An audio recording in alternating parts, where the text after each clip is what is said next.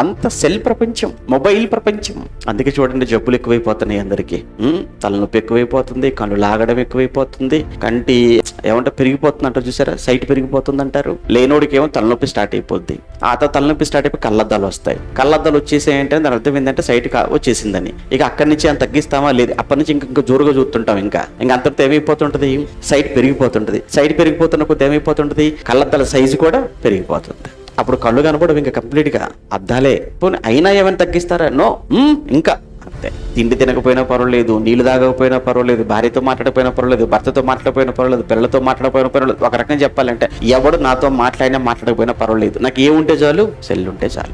ఎంత ఎడిక్ట్ అయిపోయారండి మనుషులు దానికి, ఎంత బానిసలా మారిపోయారు చూసారా. అది ఎంత ఉంది, ఇంత ఉంటది. ఇంతున్న ఫోన్కు నువ్వు ఇంతున్న మనిషికి బానిస అయిపోయావా? సిగ్గుగా లేదు? 6 అడుగులున్న మనిషిని ఏమండి 6 అంగుళాలు ఉన్నటువంటి సెల్ ఫోన్ నేను బానిసగా చేసుకుందానంటే అసలు ఏమైనా ఉందా అండి మనిషికి? అది నీకు బానిస అవ్వాలిగా, నువ్వు దానికి బానిసగా మారిపోవటం ఏంటి?